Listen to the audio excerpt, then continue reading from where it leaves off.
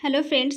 आज के इस वीडियो में हम लोग 9th क्लास एससीईआरटी के ज्योग्राफी का फोर्थ चैप्टर जलवायु को पढ़ने वाले हैं। तो चलिए शुरू करते हैं। भारतीय जनजीवन को प्रभावित करने वाले भौगोलिक तत्वों तथा प्राकृतिक पर्यावरण को समझने के लिए भारत की जलवायु को समझना अति आवश्यक है।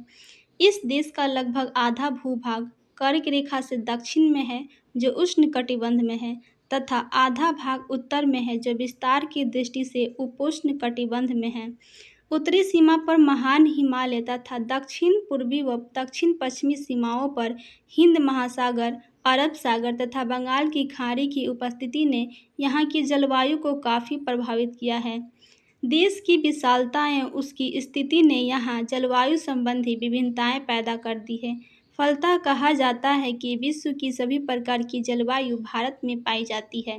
बोलचाल की भाषा में लोग मौसम एवं जलवायु को एक ही मानते हैं, पर भूगोल के विद्यार्थियों को दोनों में अंतर अवश्य समझ लेना चाहिए।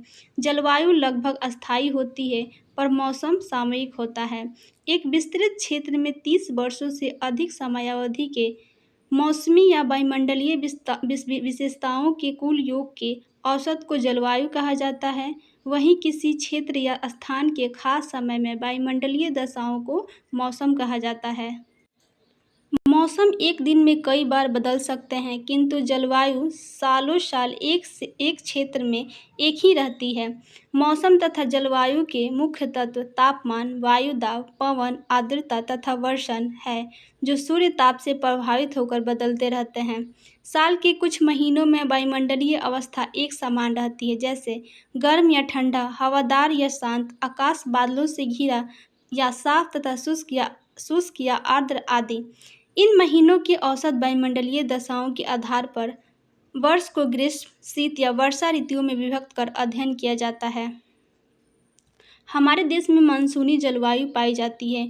मानसून शब्द की उत्पत्ति अरब भाषा के मौसिम शब्द से हुई है, जिसका अर्थ मौसम या ऋतु होता है।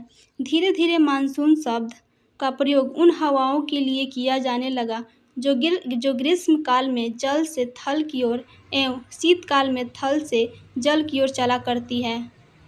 एशिया में इस प्रकार की हवाओं से प्रभावित क्षेत्र को मानसून एशिया का नाम दिया गया है, जिसमें अपना देश भारत का मुख्य स्थान है। भारत की मानसूनी जलवायु में एकता के साथ स्पष्ट प्रादेशिक विविधता भी है।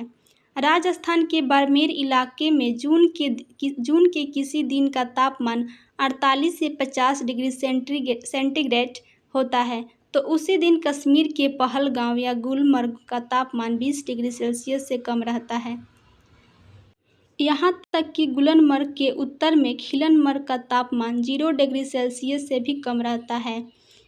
इस समय जून सारा उत्तर भारत गर्म एवं शुष्क हवाओं के चपेट में रहता है, जबकि असम में इतनी वर्षा होती है कि ब्रह्मपुत्र नदी में भयंकर बाढ़ आने लगती है।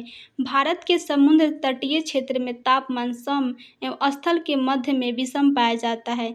ये सभी दैनिक विभिन्नताएं हैं। ये विभिन्नताएं वार्षिक दृष्टि से भी दिखाई देती है। दिसंबर की रात में कारगिल जैसे स्थानों में न्यूनतम तापमान -40 डिग्री सेल्सियस तक हो जाता है। जून माह में तिरुवनंतपुरम या चेन्नई के तापमान 25 डिग्री से 30 डिग्री सेंटीग्रेड होता है। उसी समय पश्चिमी राजस्थान में यह 50 डिग्री सेंटीग्रेड तक चला जाता है। वर्षा की दृष्टि से मासिमराम में औसत वार्षिक वर्षा 1180 सेंटीमीटर होता है, जबकि जैसलमेर में 12 सेंटीमीटर से अधिक नहीं होती है।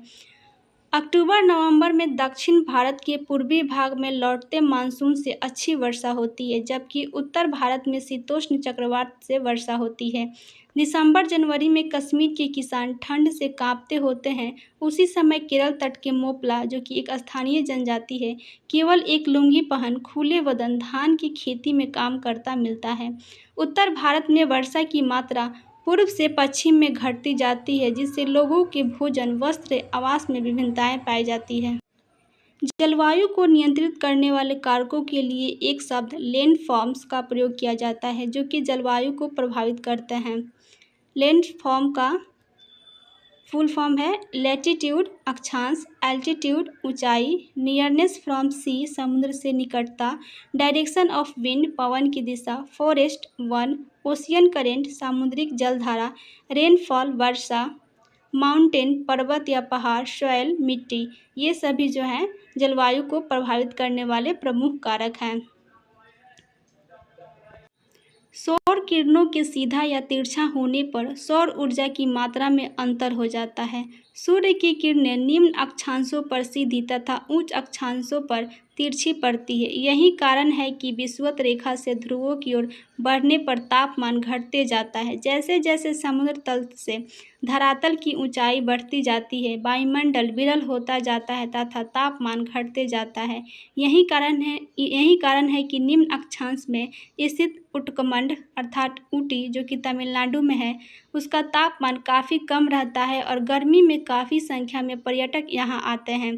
कहीं भी तापमान पर वायु दाब घटता है तथा तापमान बढ़ने पर वायु दाब बढ़ता है। पवन उच्च वायुदाब से निम्न वायुदाब की ओर बहने लगते हैं। ऐसे में यदि जल भाग से पवन आते हैं तो उसमें पर्याप्त नमी होती है जिससे वर्षा होती है, किंतु स्थल भाग से आने वाले पवन शुष्क होते हैं। जलवायु को समुद्र निश्चित रूप से प्रभावित किया करता है। जल देर से गर्म एवं देर से ठंडा होते हैं, अतः समुद्र तटीय भाग जाड़े में ज़्यादा ठंडा नहीं होता है और गर्मी में ज़्यादा गर्म भी नहीं होता है, किंतु स्थल भाग जल्द गर्म एवं जल्द ठंडा हो जाता है। अतः महाद्वीप का मध्य भाग जाड़े में अति ठंडा तथा गर्मी में अति गर्म हो जाता है। समुद्र के नज़दीक वाले भूभाग में सम तथा समुद्र से दूर के भूभाग में विषम जलवायु पाई जाती है। गर्म या ठंडी सामुद्रिक जलधाराएं जिस तटीय क्षेत्र से गुजरती है उसे प्रभावित करती है। ऊंचे पर्वत वाष्पयुक्त पवन को रोककर वर्षा कराता है, जिससे पवनाभिमुख भाग में मूसलाधार पर्वतीय वर्षा होती है, पर पर्वत के पीछे वाला पवनाभिमुख भाग वर्षा से वंचित रह जाता है, जिसे वृष्टि छाया प्रदेश कहा जाता है। वन बादल को आकर्षित करता है तथा सूर्य के प्रखर किरणों से बचाता है। मिट्टी के प्रकार भी तापमान को प्रभावित करते हैं। वालुई या कंकरीली मिट्टी जल्द गर्म होकर तापमान में वृद्धि करते हैं, पर चिकनी या जलोढ़ मिट्टी जल्द गर्म नहीं होते हैं। भारतीय जलवायु को प्रभावित करने वाले कारक अक्षांश। कर्क रेखा भारत के मध्य से गुजरती है। भारत में कर्क रेखा के उत्तर उपोष्ण तथा दक्षिण उष्णकटिबंधीय जलवायु पाई जाती है, अतः दक्षिण भारत गर्म एवं उत्तर भारत अपेक्षाकृत ठंडा रहता है। ऊंचाई बढ़ने के साथ साथ तापमान घटता जाता है। भारत के उत्तर में हिमालय पर्वतमाला स्थित है, जिसकी औसत ऊंचाई लगभग 6000 मीटर है। भारत के तटीय तथा मैदानी क्षेत्र की ऊंचाई 30 से 150 मीटर है। फलतः पर्वतीय क्षेत्र ठंडा तथा मैदानी या तटीय क्षेत्र अपेक्षाकृत गर्म रहता है। जाड़े में मध्य एशिया से आने वाली बर्फीली हवाएं हिमालय को पार नहीं कर पाती है, जिससे यहाँ तापमान बहुत ज़्यादा नहीं गिर पाता, परंतु गर्मी में हिमालय मानसूनी हवाओं को रोककर भारत में अच्छी वर्षा कराती है। वायुदाब एवं पवन। वायुदाब एवं पवनों की दिशा ने भारत की जलवायु को विशिष्ट बना दिया है। भारत में कर्क रेखा क्षेत्र में विषुवत रेखा क्षेत्र की ओर उत्तर पूर्वी मानसून पवनें चलती है। ये उपोष्ण कटिबंधीय उच्च दाब पेटी से उष्ण कटिबंधीय निम्न दाब अर्थात स्थल से समुद्र की ओर चलते हैं। फलतः इनसे वर्षा नहीं होती है। गर्मी में यह स्थिति उलट जाती है, क्योंकि सूर्य के उत्तरी गोलार्ध में होने के कारण राजस्थान के मरुस्थलीय क्षेत्र में निम्न दाब का केंद्र बन जाता है तथा मक्का रेखा क्षेत्र में उच्च दाब रहता है। अतः गर्मी में दक्षिणी गोलार्ध के मक्का रेखा क्षेत्र की हवाएं तेजी से हिंद महासागर को पार कर भारत में पहुंचने लगती है। विषुवत रेखा को पार करने के बाद फेरल के नियम के अनुसार यह दाहिनी ओर मुड़ जाती है तथा दक्षिण पश्चिम में चलने लगती है। इन्हें दक्षिण पश्चिम मानसून कहा जाता है। इस हवा से पूरे भारत में व्यापक वर्षा होती है। ऊपरी वायु परिसंचरण भारत में पश्चिमी प्रवाह से प्रभावित रहता है। जेट धाराएं इसी प्रवाह का मुख्य अंश है। जेट धाराएं लगभग 27 डिग्री से 30 डिग्री उत्तरी अक्षांशों के बीच वायुमंडल के ऊपरी भाग में चलती है। अतः इन्हें उपोष्णकटिबंधीय पश्चिमी जेट धाराएं कहा जाता है। ये सितंबर से मार्च तक हिमालय के दक्षिण छोर पर चला करते हैं तथा देश के उत्तर एवं उत्तर पश्चिमी भाग में चक्रवातीय विक्षोभ के रूप में आकर कभी कभी वर्षा की झड़ी लगा देते हैं। गर्मी के दिनों में सूर्य कर्क रेखा के ऊपर चमकता है, अतः पश्चिमी जेट धारा हिमालय के उत्तरी छोर पर खिसक जाती है। तब यह अन्य पूर्वी जेट धारा जो उष्णकटिबंधीय पूर्वी जेट धारा कहलाता है, गर्मी में दक्षिण भारत के ऊपरी भाग 14 डिग्री उत्तरी अक्षांश के आसपास बहती है तथा बंगाल, उड़ीसा, आंध्र प्रदेश आदि के तटीय भाग में कभी कभी तूफानी हवा के साथ वर्षा कराती है। ऐसी स्थिति बनाने में वायु दाब में अंतर तथा पवन की दिशा मुख्य कारक है। जल एवं स्थल का वितरण। भारत की जलवायु को यहाँ के जल तथा स्थल के वितरण ने भी प्रभावित किया है। समुद्र तटीय क्षेत्र में जाड़ा तथा गर्मी में तापमान में ज़्यादा अंतर नहीं होता है, क्योंकि जल भाग देर से गर्म एवं देर से ठंडा होता है। वहाँ तापांतर कम होने के कारण जलवायु सम बना रहता है। दक्षिण भारत के तटीय क्षेत्र इसके प्रभाव में रहते हैं, पर उत्तर भारत के समुद्र से दूर होने के कारण समुद्र का प्रभाव नहीं पड़ता है। फलतः वहाँ जाड़े में खूब जाड़ा तथा गर्मी में खूब गर्मी पड़ती है। वार्षिक तापांतर बहुत ज़्यादा होता है तथा जलवायु विषम पाई जाती है। यही कारण है कि दिल्ली में जाड़े में ऊनी कपड़े तथा गर्मी में बर्फ दोनों की खूब बिक्री होती है। El Nino. El Nino Spanish शब्द है जिसका अर्थ शिशु होता है। वास्तव में एल नीनो एक गर्म जलधारा है जो दक्षिण अमेरिका के पेरू एवं इक्वाडोर देशों के प्रशांत तटीय भाग में 3 से 7 वर्ष के अंतराल पर उत्पन्न होती है। इस गर्म जलधारा के कारण जल का तापमान अचानक 5 से 10 डिग्री तक बढ़ जाता है। जब यह धारा पूर्वी द्वीप समूह क्षेत्र में पहुंचती है तो वहां निम्न दाब का क्षेत्र बन जाता है। इसके कारण दक्षिण पश्चिमी मानसून पवन का कुछ अंश इस निम्न दाब की ओर आकर्षित हो जाता है। परिणाम स्वरूप उत्तरी भारत में सामान्य से कम वर्षा होती है तथा सूखे की समस्या उत्पन्न हो जाती है। 1987 का सूखा एल नीनो के कारण ही पड़ा था, ऐसा मौसम वैज्ञानिकों का कहना है। दूसरी ओर जिस वर्ष यह गर्म जलधारा प्रकट नहीं होती, उस वर्ष भारत में मानसून सामान्य रहता है तथा अच्छी वर्षा होती है और कभी कभी बाढ़ का दृश्य उत्पन्न हो जाता है। एल नीनो के अध्ययन से मानसून का पूर्वानुमान लगाया जा सकता है। ला नीना। इसकी उत्पत्ति भी कभी कभी पेरू तट पर होती है। यह ठंडी जलधारा भी पूर्वी द्वीप समूह क्षेत्र में पहुंचकर वायु दाब को बढ़ा देती है। इस उच्च वायु दाब से चारों ओर आर्द्र हवाएं चलती है। इसकी कुछ मात्रा भारत पहुंचकर दक्षिण पश्चिमी मानसून हवा में जल की मात्रा को बढ़ा देती है, जिससे सामान्य से अधिक वर्षा होती है, जिसके कारण अनेक भागों में बाढ़ की समस्या उत्पन्न होती है। इसके कारण ऑस्ट्रेलिया, दक्षिण पूर्व एशिया तथा चीन में भी भारी वर्षा होती है। तो फ्रेंड्स, एल नीनो कम वर्षा कराने का कारण होता है और ला नीनो अधिक वर्षा का कारण होता है। भारतीय मानसून। अरबी शब्द मौसम से मानसून शब्द की उत्पत्ति हुई है। इस शब्द का उपयोग सर्वप्रथम अरब के नाविक अरब सागर में चलने वाली उन हवाओं के लिए किया करते थे जो ऋतु बदलते ही अपनी दिशा भी बदल देते थे। भारत में बोलचाल की भाषा में मानसून का अर्थ वर्षा से है। अच्छा मानसून का अर्थ अच्छी वर्षा से है। भारत में इन हवाओं की दिशा 6 माह दक्षिण पश्चिम और 6 माह उत्तर पूर्व रहती है, अतः इन्हें क्रमशः दक्षिण पश्चिम मानसून तथा उत्तर पूर्वी मानसून कहा जाता है। गर्मी के महीने में जब सूर्य कर्क रेखा के आसपास लंबवत चमकता है, तब भारत का उत्तरी पश्चिमी भाग अत्यधिक गर्म हो जाता है। फलतः वहाँ एक बृहद तथा गहन न्यून वायु दाब का क्षेत्र विकसित हो जाता है, किंतु मकर रेखा के पास सूर्य की किरणें तिरछी होने के कारण तापीय प्रभाव कम रहता है। इससे तुलनात्मक दृष्टि से उच्च दाब क्षेत्र बन जाता है। यहाँ की वायु राशि भारत में विकसित निम्न दाब क्षेत्र की ओर आकर्षित होकर जब विषुवत रेखा को पार करती है, तब कोरियालिस बल, जिसे फेरल का नियम कहा जाता है, इसके कारण अपनी दाहिनी ओर मुड़कर उत्तर पूर्व दिशा में चलती हुई भारत के केरल तट पर पहुँचती है। यह पवन दक्षिण पश्चिम मानसून के नाम से जानी जाती है, जो मूलतः दक्षिण पूर्वी सन्मार्गी पवन का विस्तार है। ये हजारों किलोमीटर समुद्री मार्ग से आने के कारण प्रचुर मात्रा में जलवाष्प लाती है। दक्षिण पश्चिम मानसून केरल तट पर 1 जून को पहुंचता है और शीघ्र ही 13 से 15 जून तक मुंबई एवं कोलकाता होते हुए मध्य जुलाई तक संपूर्ण भारत में पाया जाता है। मानसूनी हवाओं के मार्ग में यदि कोई पर्वत अवरोधक बनता है तो वहां ये ऊपर उठकर घनीभूत हो जाते हैं, जिससे भारी वर्षा होती है। पश्चिमी घाट, सह्याद्री का पश्चिमी ढाल तथा हिमालय के दक्षिणी ढलान पर भारी वर्षा का यही कारण है। सामान्यतः पर्वत के पवन अभिमुख ढाल पर भारी वर्षा तो होती है, किंतु पर्वत का पवन विमुख ढाल वृष्टि छाया क्षेत्र में पाया जाता है, जिससे बहुत कम वर्षा होती है। पश्चिमी घाट का पूर्वी भाग वृष्टि छाया प्रदेश में पड़ता है, इसलिए वहां कम वर्षा होती है। नवंबर-दिसंबर में सूर्य मकर क्षेत्र पर लंबवत चमकने लगता है, फलतः वहां निम्न दाब का क्षेत्र उत्पन्न होता है। उसी समय अपने देश में कड़ाके की सर्दी पड़ती है, जिससे उच्च दाब क्षेत्र बनने लगता है। दक्षिण पश्चिम मानसून जिन क्षेत्रों को खाली करता है, वहां उत्तर पूर्वी मानसून अपने प्रभाव में ले लेती है।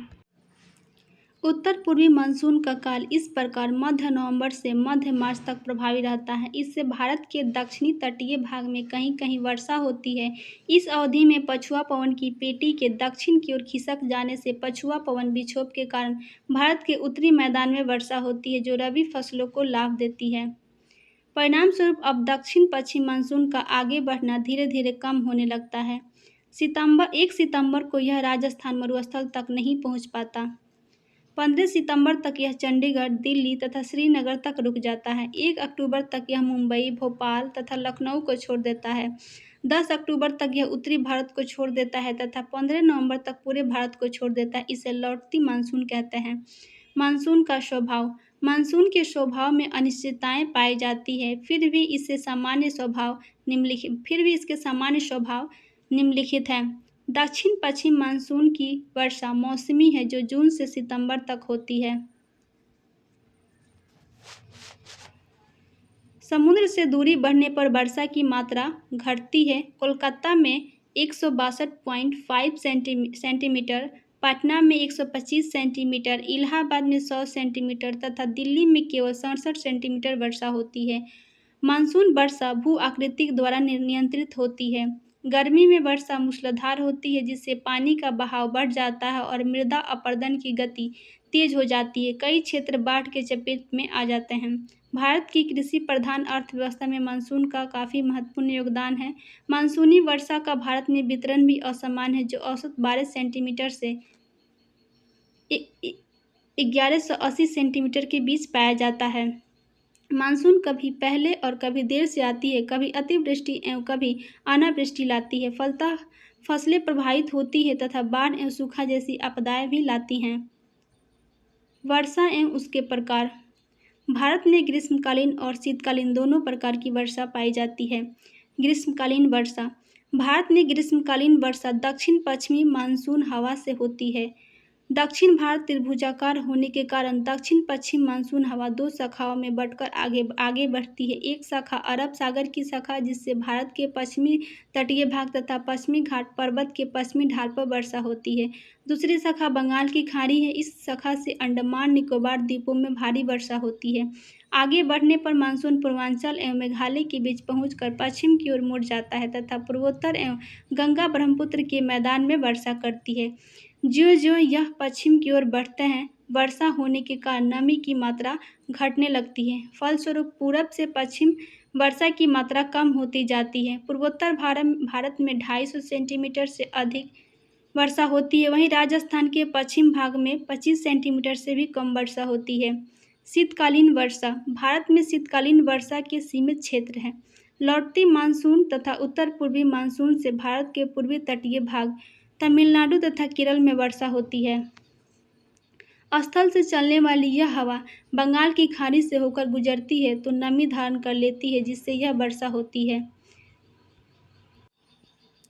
शीत ऋतु में जब पवन पेटियां दक्षिण की ओर खिसक जाती है तो भारत का पश्चिमोत्तर भाग पछुआ पवन के प्रभाव में आ जाता है। दक्षिण पश्चिम से चलने वाली यह हवा भारत में प्रवेश कर राजस्थान, पंजाब, हरियाणा, उत्तर प्रदेश तथा बिहार में वर्षा करती है। यह पश्चिमी विक्षोभ के कारण होता है। वर्षा पश्चिम से पूर्व की ओर घटती जाती है। ग्रीष्मकालीन वर्षा जहाँ खरीफ फसलों को लाभ पहुँचाती है, वहीं शीतकालीन वर्षा रबी फसलों के लिए उपयोगी होती है। ऋतुएं। भारत देश में कुल 6 ऋतुएं पाई जाती है जो अन्य किसी देश में दुर्लभ है। ये ऋतुएं हैं बसंत, ग्रीष्म, वर्षा, शरद, हेमंत एवं शिशिर। किंतु भौगोलिक दृष्टि से तथा मौसम विभाग के अनुसार भारत में मुख्यतः निम्नलिखित 4 ऋतुएं पाई जाती है। शीत ऋतु मध्य नवंबर से मध्य मार्च तक, ग्रीष्म ऋतु मध्य मार्च से मध्य जून तक, वर्षा ऋतु मध्य जून से मध्य सितंबर तक, लौटती हुई मानसून ऋतु मध्य सितंबर से मध्य नवंबर तक। शीत ऋतु में सूर्य दक्षिणी गोलार्ध में होता है, अतः उत्तरी गोलार्ध ठंडा रहता है। जनवरी में दक्षिण तथा मध्य भारत में औसत तापमान 21 डिग्री से 27 डिग्री सेंटीग्रेड के बीच और गंगा के मैदानी भाग में 12 डिग्री से 18 डिग्री सेंटीग्रेड के बीच पाया जाता है।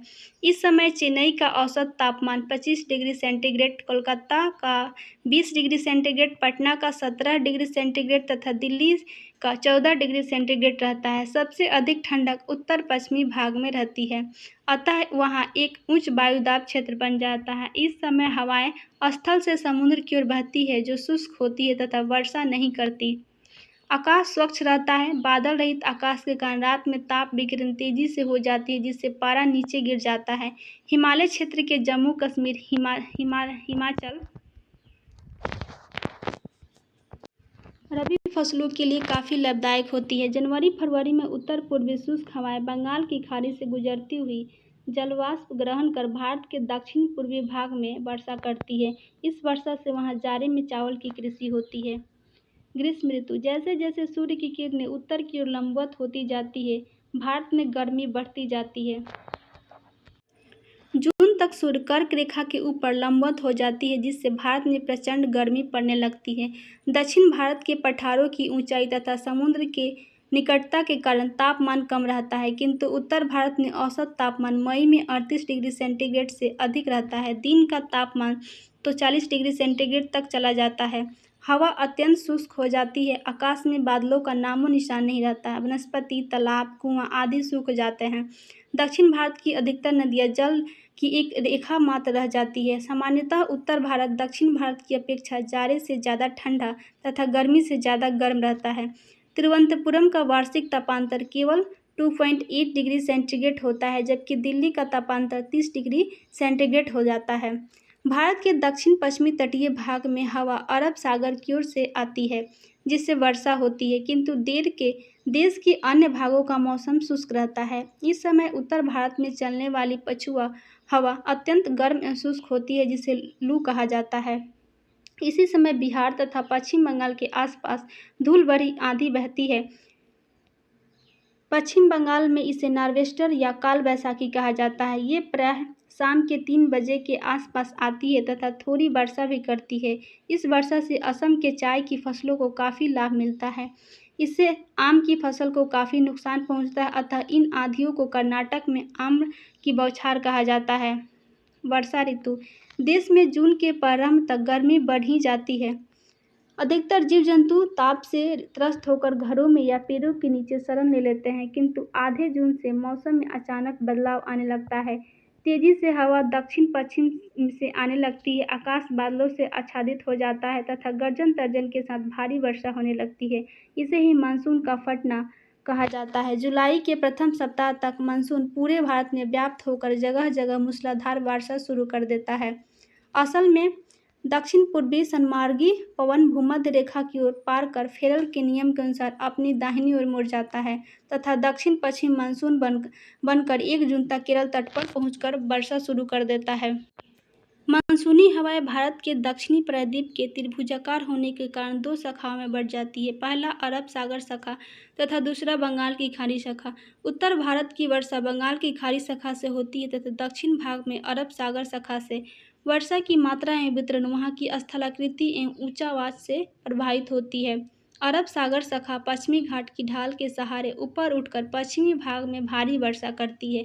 जब ये पहाड़ को पार कर जाती है तो इसके विपरीत ढाल पर कम वर्षा होती रहती है, क्योंकि ढाल के सहारे नीचे उतरने से हवा गर्म हो जाती है तथा उसमें नमी धारण क्षमता बढ़ जाती है।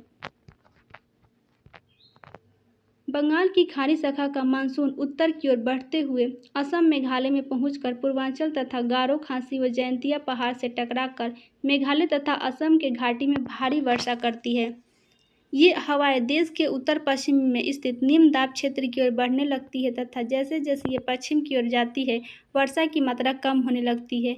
जून से सितंबर के बीच कोलकाता में 118 सेंटीमीटर, पटना में 100 सेंटीमीटर, इलाहाबाद में 90 सेंटीमीटर तथा दिल्ली में 55 सेंटीमीटर वर्षा होती है। जैसे जैसे ये हिमालय से दूर दक्षिण में बढ़ते हैं वर्षा की मात्रा भी घटने लगती है।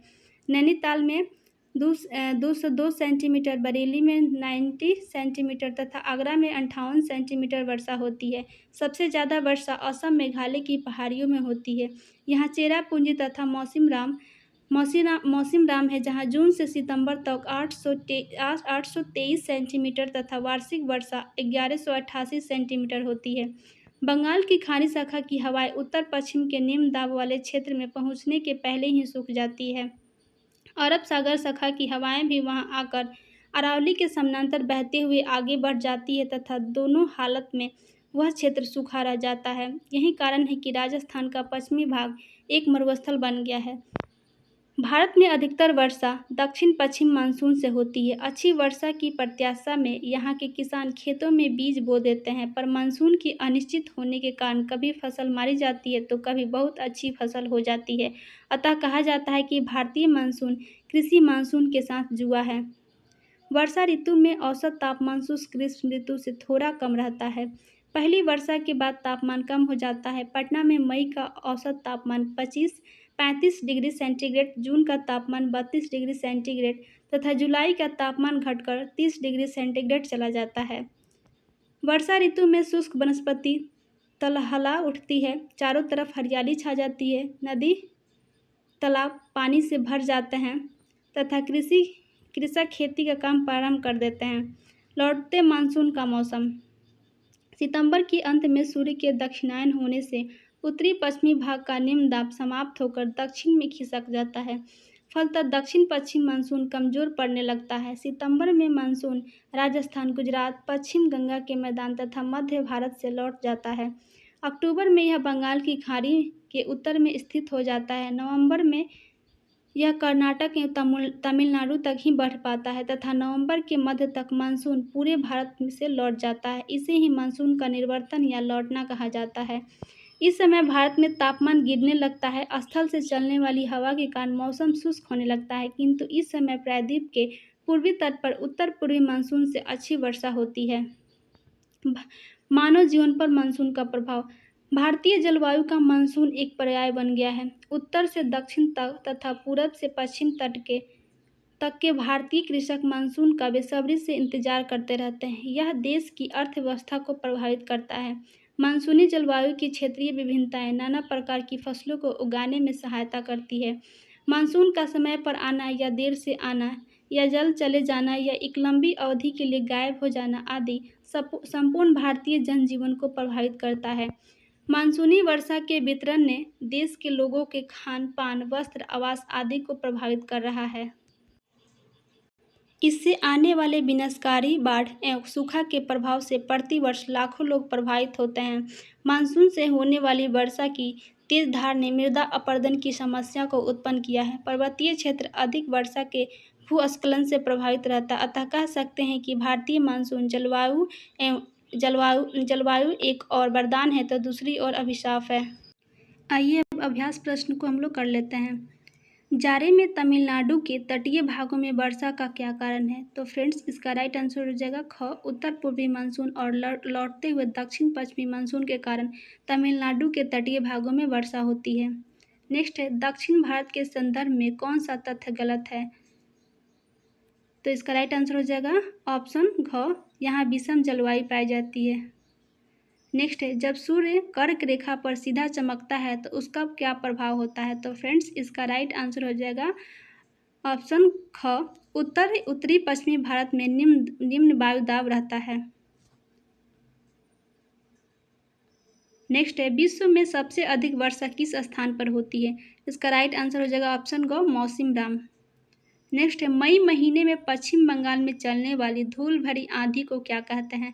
तो फ्रेंड्स, इसे काल वैसाखी कहा जाता है। नेक्स्ट है, भारत में दक्षिण पश्चिमी मानसून का आगमन कब से होता है? तो इसका आगमन 1 जून से होता है। नेक्स्ट है, जाड़े में सबसे ज़्यादा ठंड कहाँ पड़ता है? तो फ्रेंड्स खिलनबर्ग में सबसे ज़्यादा ठंडा पड़ता है। नेक्स्ट है, उत्तर पश्चिमी भारत में शीतकालीन वर्षा का क्या कारण है? तो उत्तर पश्चिमी भारत में शीतकालीन वर्षा का कारण है पश्चिमी विक्षोभ। नेक्स्ट है, ग्रीष्म ऋतु का कौन सा स्थानीय तूफान है जो कहवा की खेती के लिए उपयोगी होता है? तो फ्रेंड्स ये है काल वैसाखी। तो फ्रेंड्स आज के लिए बस इतना ही। नेक्स्ट वीडियो में हम लोग नेक्स्ट चैप्टर को डिस्कस करेंगे।